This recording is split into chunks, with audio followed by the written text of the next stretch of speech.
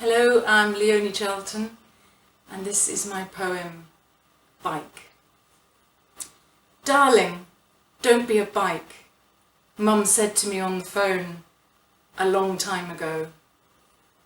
I was going on a date with a good man, but that's by the by.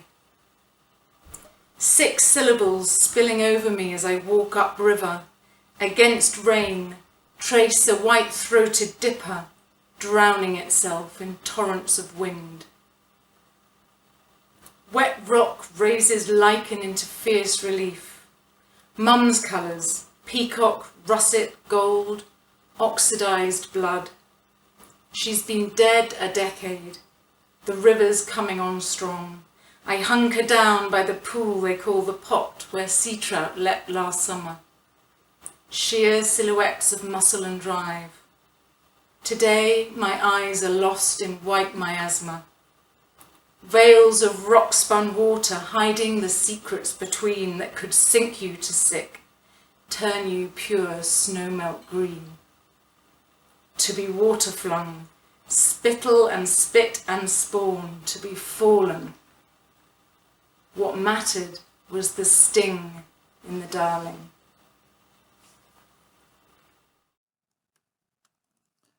Hello, my name's Greg Quiery, and I'm right from Liverpool, where I've lived since coming over from Ireland many years ago.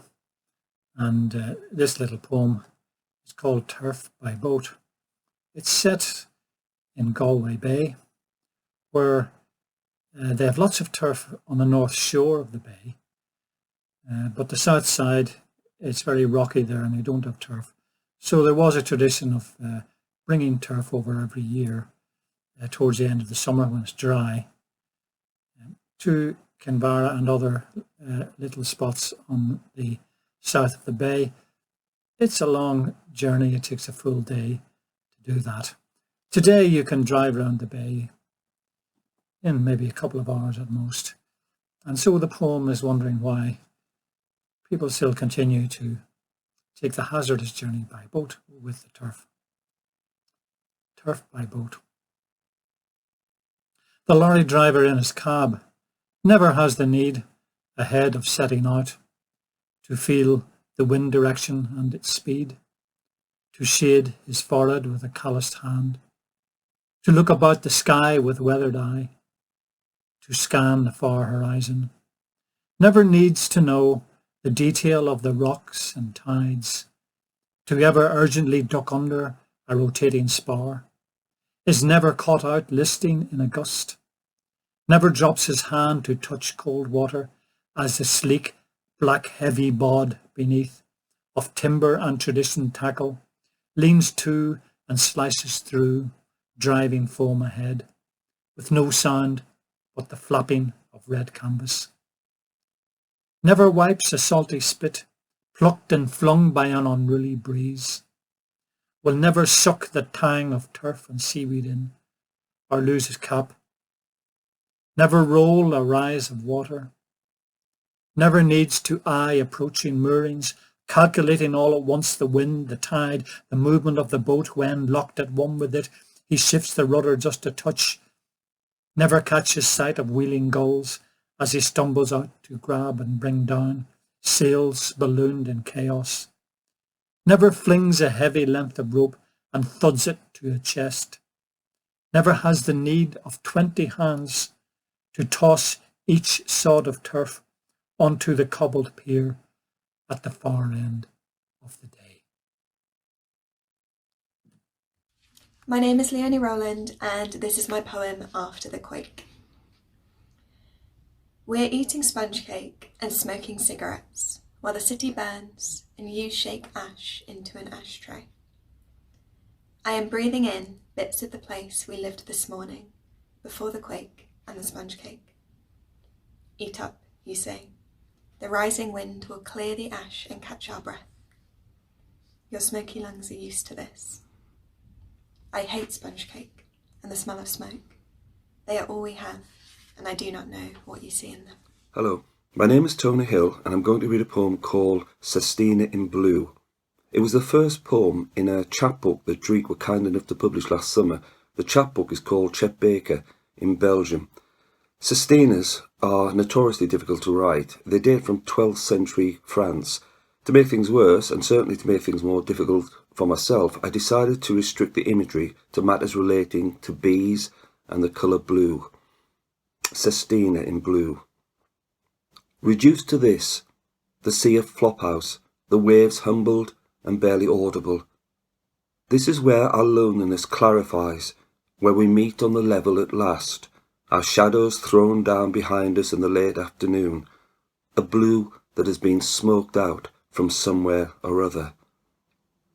Our shadows keep us at arm's length from each other. Here, across a stretch of sand the waves have left behind.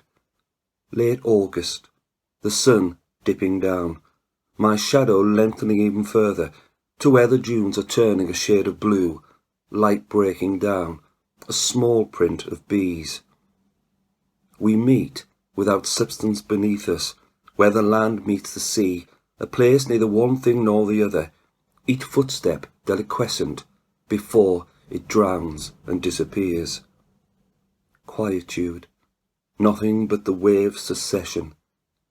My shadow is as empty as nowhere, a doorway down into darkness, where the colour blue is agitating like a swarm of bees at evening, blue in all particulates. Here, the summer and autumn will meet. Here, on these impermanent sands, where the blue of one season overlaps the blue of another, if only to deepen the plot of your shadow, which wavers like bees at the entrance to a cave. Don't look down.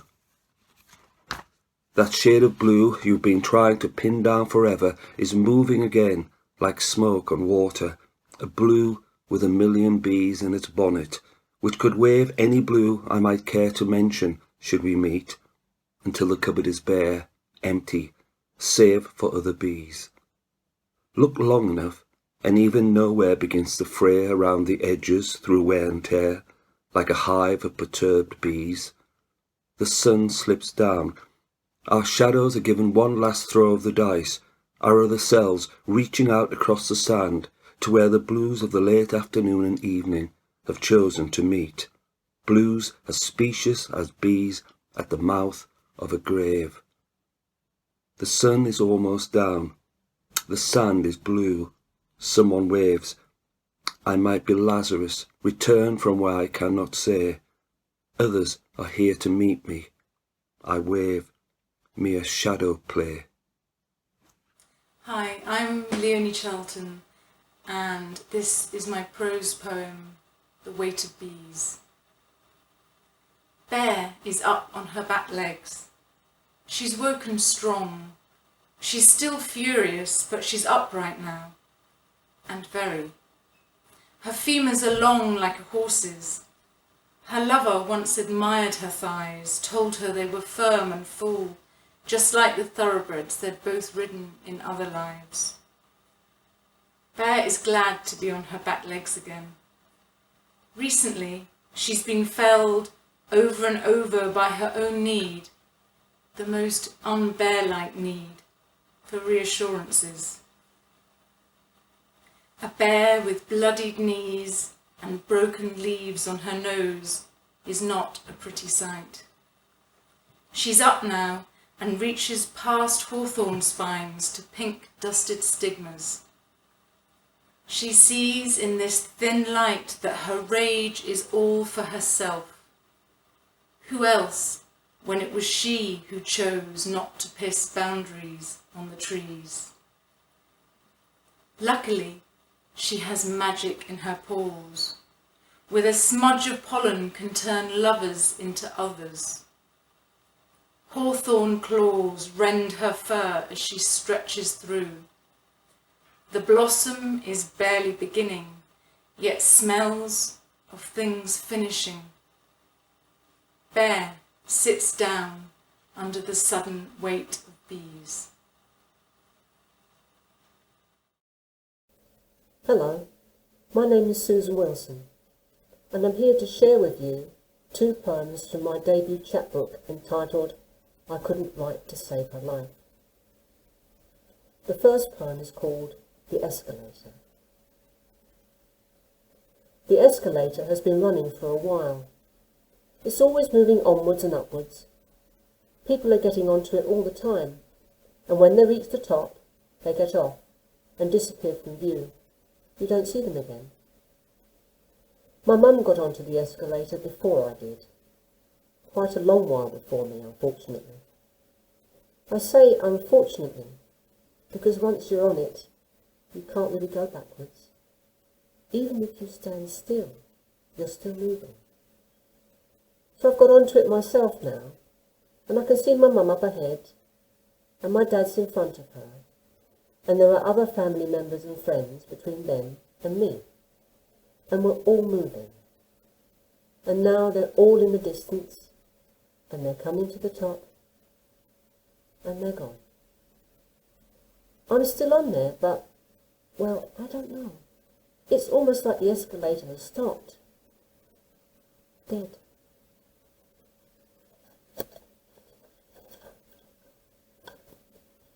This second time is called time. When they told you that your loved one was dying, were you able to lift yourself up above time? I was. It's an empty space where you float along as moments pass, and you feel no need to look into the past or the future.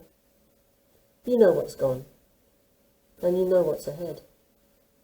Drifting, you hold each precious second close, like your loved one. And as you travel along in this altered state, you are with them, until time finally steals them away. Then you can come down again into the crowded space, where the flow of time is painfully perceived, where healing and theft are slow and fast, where bad times drag and good times fly, wishing you could return to that place, in the belief that it's where your loved one lies. Thank you for being my audience. Hello, my name's Carolyn O Hara and I'm from Prestwick. I was very privileged to have had one of my poems in overflow from Dreich in July of this year. And the poem that was chosen was First Degree of Separation.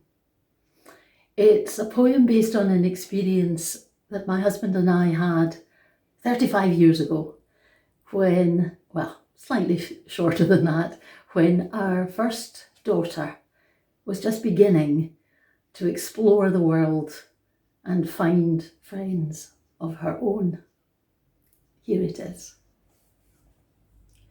Hardly higher than the garden wall, her hesitant, sturdy little frame seems poised for flight. Next door's child stands inches from her face, one wall, 1 year of life separating them.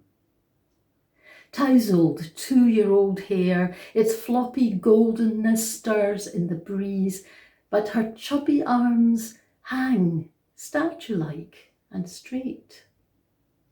I peer furtively, like a guilty spy, from behind a curtain, my breath on hold.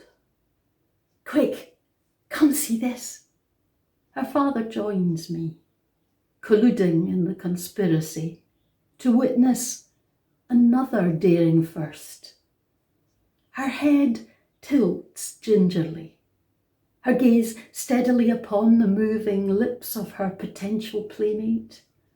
A stutter of conversation, her solo flight into her social sphere on the verge of taking off. I crouch, alienated, fear of separation surging, palms sweating, heart pounding as I watch her, so long a part of me, not checking my presence, not needing my approval, not seeking my guidance. First degree of separation in preparation. Thank you. Hello, my name's Sophia Butler, and I'm going to read my poem called Mother's Girl, which will be in Dreich Mag 10 in November. Thank you. Neighbours said I was a credit to you as a child, but I began to challenge and willing to conform. It was a battle that neither of us wanted to lose, as I sidestepped everything you planned when cute pigtails were exchanged for short cropped hair and a nose ring. Like a broken record, time after time, you complained I was too thin and should fatten up when weight and clothes became an act of rebellion. The only power I had until it was out of my control too. A gown and mortarboard were the costume required to make you proud of me, at least for a while, when you tried to live your life and lost dreams through me. Instead, anxiety set in as I struggled to be me and make my own choices, many of which blew up in my face, while you worried what the family would think and history began to repeat itself. An uneasy love from start to finish. For years we rubbed against each other like tectonic plates, with the occasional quake.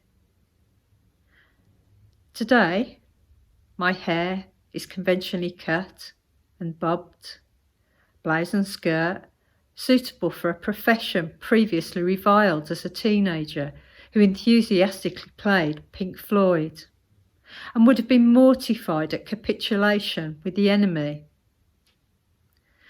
I sit at prize giving behind the principal, dressed in black gown and hood, part of the establishment, like I was born to play the role. I smile to myself, stifling a desire to laugh at the realisation that she'd won. And although no longer around, she knows I am my mother's girl. Thank you.